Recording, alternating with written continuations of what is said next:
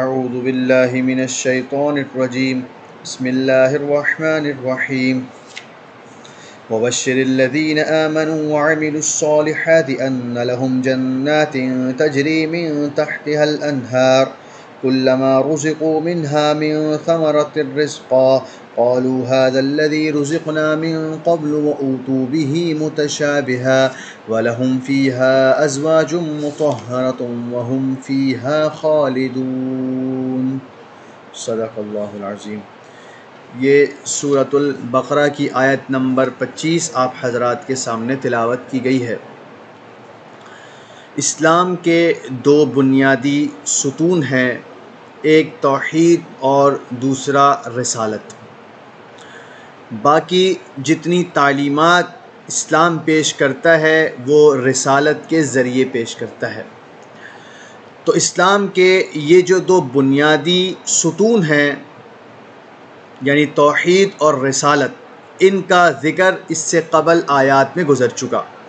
پہلے توحید کو ثابت کیا گیا اور پھر قرآن کو پیش کر کے حضور صلی اللہ علیہ وسلم کی رسالت کو ثابت کیا گیا، اور قرآن اور قرآنی تعلیمات کو نہ ماننے والوں کو عذاب سنایا کہ اگر تم قرآن کو نہیں مانتے ہو تو پھر اس آگ سے بچو جس کا ایندھن انسان اور پتھر ہوں گے، اور یہ آگ کافروں کے لیے تیار کی گئی ہے۔ ان آیات کے اندر قرآن کے ماننے والوں کو، توحید کے ماننے والوں کو اور رسالت کے ماننے والوں کو خوشخبری سنائی گئی ہے، اور حضور علیہ السلام کو حکم دیا گیا کہ آپ ایمان لانے والوں کو خوشخبری سنا دیجیے۔ میں پہلے ان آیات کا ترجمہ آپ حضرات کے سامنے کر دیتا ہوں۔ وَبَشِّرِ الَّذِينَ آمَنُوا وَعَمِلُوا الصَّالِحَاتِ، آپ خوشخبری سنا دیجیے ان لوگوں کو جو ایمان لائے اور نیک اعمال کیے۔ کیا خوشخبری سنا دیجیے؟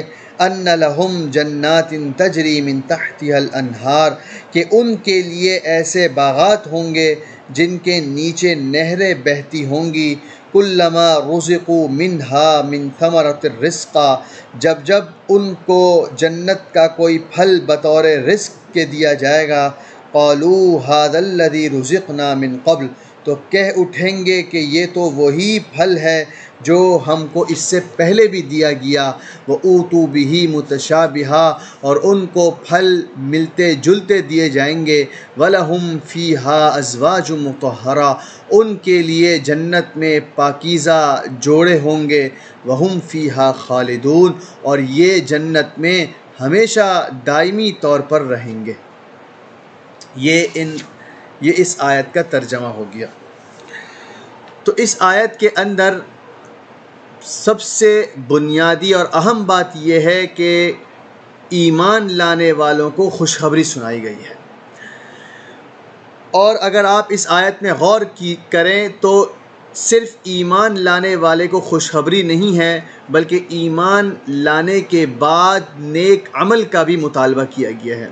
اللہ تعالیٰ حضور علیہ السلام کو فرماتے ہیں کہ آپ ان لوگوں کو خوشخبری سنائیں جو ایمان بھی لائے اور نیک عمل بھی کیا، یعنی جن باتوں پر ایمان لے کر آئے، توحید پر، رسالت پر، قرآن پر، اس کے مطابق ان کا عمل بھی ہے، ایسے لوگوں کو خوشخبری سنا دیجیے۔ یہ ایک بہت ہی عمدہ اور ایک بہترین بات کی طرف قرآن رہنمائی کرتا ہے، اور ہمارے ذہنوں میں موجود جو غلط فہمی ہے اس کو دور کرتا ہے۔ ہم یہ خیال کرتے ہیں کہ بس ایمان لے آنا کافی ہے، خدا پر ایمان لے آؤ، حضور پر ایمان لے آؤ، میں توحید کو مانتا ہوں، میں حضور کی رسالت کو مانتا ہوں، میں حضور کو آخری نبی مانتا ہوں، اس بات پر ایمان رکھتا ہوں کہ حضور کے بعد اب کوئی نبی نہیں آئے گا، لیکن میرا عمل کیسا ہے؟ میں عمل بھی کرتا ہوں یا نہیں کرتا؟ تو قرآن بتاتا ہے کہ جو خوشخبری دی جا رہی ہے جنت کی، اور بلند جو بالا خانے ہوں گے ان کی خوشخبری جو دی جا رہی ہے وہ صرف ایمان لانے والے کو نہیں دی جا رہی۔ یہاں نجات کی بات نہیں کی جا رہی ہے کہ نجات کس کی ہوگی کس کی نہیں ہوگی، یہاں بات ہے جنت کی خوشخبری کی۔ تو جنت کی خوشخبری جس کو قرآن دے رہا ہے وہ صرف ایمان لانے والے نہیں ہیں، بلکہ ایمان کے بعد نیک عمل بھی کرتے ہیں۔ تو اب ایمان سے مراد کیا ہے؟ ایمان سے مراد توحید پر ایمان ہے، رسالت پر ایمان ہے، قرآن پر ایمان ہے، وعملوا الصالحات، اور ان کے مطابق ان کا عمل بھی ہے کہ حضور جو تعلیمات لے کر آئے، قرآن نے جو احکامات بتائے ہیں ان پر یہ لوگ عمل بھی کرتے ہیں، صرف زبانی طور پر ایمان کا اقرار نہیں کرتے بلکہ عملاً اسلام پر عمل پیرا ہیں۔ یہی ایک مسلمان سے مقصود ہے کہ ایمان بھی لائے اور اس کی ساری زندگی اسلام کے مطابق ہو۔ اسلام صرف عقائد کا نام نہیں ہے، اسلام صرف عبادات کا نام نہیں ہے، اسلام ایک پورا نظام پیش کرتا ہے، اسلام زندگی گزارنے کا پورا ڈھنگ سکھاتا ہے، اور ایک ماننے والے سے قرآن اور اسلام کا یہی مطالبہ ہے کہ ایمان بھی لانا ہے اور اسلام کے مطابق عمل بھی کرنا ہے۔ تمہارے عمل سے نظر آئے کہ تم مسلمان ہو، تمہیں کہنا نہ پڑ رہا ہو کہ میں ایمان لاتا ہوں اللہ پر، میں ایمان لاتا ہوں رسول پر، تمہارا ہر لمحہ، تمہارا ہر بول، تمہاری ہر چال بتا رہی ہو کہ تم اسلام کے ماننے والے ہو، تم اسلام کے بیٹے ہو، تمہارا ہر عمل اس کی گواہی دے رہا ہو۔ یہ قرآن اور اسلام کا مطالبہ ہے۔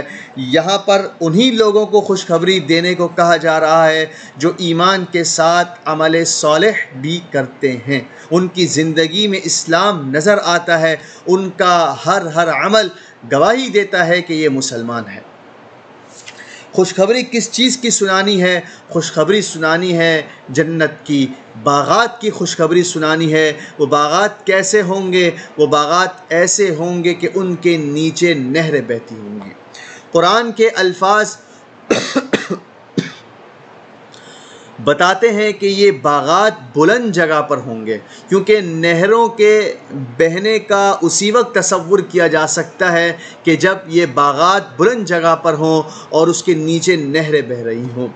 یہ تو قرآن کے ان الفاظ سے معلوم ہو رہا ہے۔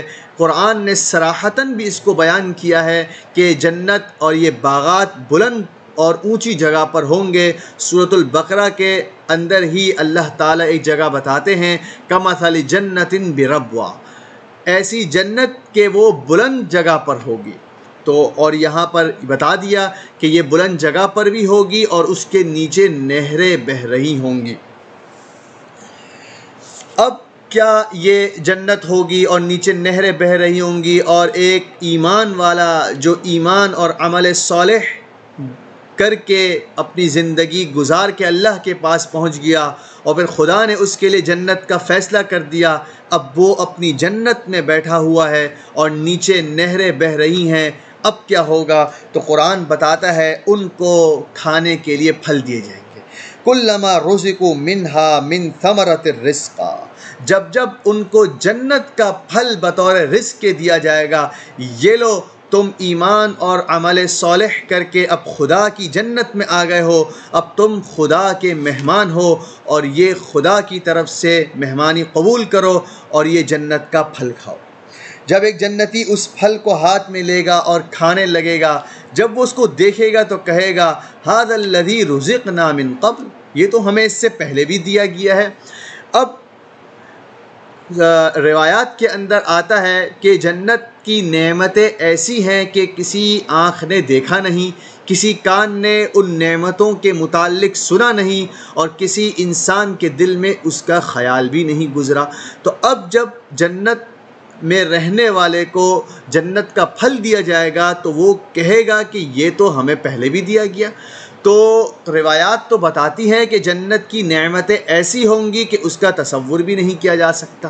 تو بات دراصل یہ ہے، مفسرین یہاں لکھتے ہیں کہ یہ جو جنتی کہیں گے کہ ہمیں اس طرح کا تو پہلے بھی پھل دیا گیا ہے، تو وہ صرف صورت کے اندر مشابہت ہوگی، یعنی اگر انہیں جنت میں آم دیا جا رہا ہے تو وہ صرف اور صرف دنیا کے عام کے ساتھ صورت کے اندر مشابہت رکھتا ہوگا۔ اگر انہیں جنت میں کوئی اور پھل دیا جا رہا ہے جس کے متعلق وہ کہہ رہے ہیں کہ یہ تو ہمیں پہلے بھی دیا گیا ہے، تو اس سے مراد صرف اور صرف صورت کے اعتبار سے مشابہت ہے۔ جہاں تک ذائقے کی بات ہے، جہاں تک ٹیسٹ اور کھانے کا تعلق ہے، تو دنیا کی اور جنت کی نعمتوں کا کوئی مقابلہ نہیں ہے۔ وہاں تو ہر پھل اور رزق ایسا ہوگا کہ اس کی لذت بڑھتی چلی جائے گی۔ ہر بار جب بھی وہ کھائے گا تو اس کا ٹیسٹ پہلے والے ٹیسٹ سے مختلف ہوگا اور عمدہ ہوگا۔ تو اسی کو یہاں پر بیان کیا جا رہا ہے کہ جنتی یہ نہیں کہیں گے کہ ہمیں تو اس جیسا ٹیسٹ بھی پہلے ملا تھا، بلکہ مراد یہ ہے کہ ہم اس جیسی صورت والا پھل پہلے بھی کھا چکے ہیں، یعنی دنیا میں۔ اور بعض مفسرین کہتے ہیں کہ یہاں پر جنت کی ہی بات ہو رہی ہے، یعنی ہمیں اس سے پہلے جنت میں بھی ایسا ہی پھل دیا گیا تھا کھانے کے لیے، لیکن یہاں پر بھی وہی بات ہوگی کہ جو پہلے پھل دیا گیا تھا جنت میں اور جو بعد میں دیا جا رہا ہے، دونوں کے ٹیسٹ اور ذائقے میں بہت فرق ہوگا۔ ہر بعد والا پھل عمدہ ہوگا پہلے پھل سے۔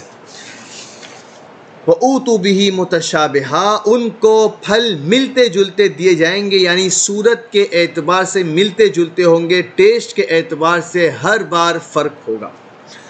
اور جنت میں کیا ہوگا؟ وَلَهُمْ فِيهَا أَزْوَاجٌ مُطَهَّرَةٌ، ان کے لیے جنت میں پاکیزہ جوڑے ہوں گے۔ یہاں پر ازواج کا لفظ استعمال کیا گیا ہے۔ ازواج یہ زوج کی جمع ہے، اور زوج کا معنی ڈکشنری کے اندر جوڑے آتا ہے، جس کا مطلب یہ ہے کہ مرد کے لیے جو زوج ہے وہ عورت ہے، عورت کے لیے جو زوج ہے وہ مرد ہے۔ تو یہاں پر جو کہا جا رہا ہے ان کے لیے جنت میں پاکیزہ جوڑے ہوں گے، یہاں صرف مردوں کا تذکرہ نہیں کیا جا رہا کہ مردوں کے لیے جنت میں پاکیزہ عورتیں ہوں گی، بالکل ہوں گی، لیکن عورتوں کے لیے بھی پاکیزہ مرد اللہ نے رکھے ہیں کہ جنت میں جس طرح مردوں کو پاکیزہ عورتیں دی جائیں گی، اسی طرح عورت کو بھی پاکیزہ مرد دیے جائیں گے۔ وَهُمْ فِيهَا خَالِدُونَ، یہ ایک خدشے کو قرآن دور کر دیتا ہے۔ جتنی بڑی نعمت انسان کو دی جائے، اگر اس کو یہ تصور ہو اور یہ خیال ہو کہ ایک نہ ایک دن یہ مجھ سے چھن جائے گی، تو اس نعمت کی لذت اٹھانے کا جو مزہ ہوتا ہے وہ پھر کچھ پھیکا پڑ جاتا ہے کہ آج تو میرے پاس یہ نعمتیں ہیں، لیکن ایک وقت آئے گا یہ نعمت مجھ سے چھن جائے گی۔ تو قرآن اس خدشے کو، جو انسان کا ایک فطری خدشہ اور خوف ہے، اس کو دور کر کے بتاتا ہے کہ جنت کی یہ نعمتیں دنیا کی سی نعمتوں کی طرح نہیں ہیں کہ دنیا کی نعمت تو ملا کرتی تھی اور پھر ایک وقت آتا تھا وہ چلی جاتی تھی، اگر وہ نہ بھی جاتی تو موت آ جاتی اور پھر انسان کو اس نعمت کو چھوڑ کے چلے جانا پڑتا تھا۔ لیکن آخرت کی اور جنت کی نعمتیں اس طرح کی نہیں ہیں، بلکہ آخرت میں جو نعمت دی جائے گی، جو باغات دیے جائیں گے جن کے نیچے نہریں بہہ رہی ہوں گی، اور وہ باغات بلند جگہ پر ہوں گے، انسان وہاں بیٹھا ہوا ہوگا، اس کی خدمت کی جا رہی ہوگی، جنت کے پھل، جنت کے روزی اور رزق اس کو دیا جا رہا ہوگا، اس کے لیے پاکیزہ جوڑے ہوں گے۔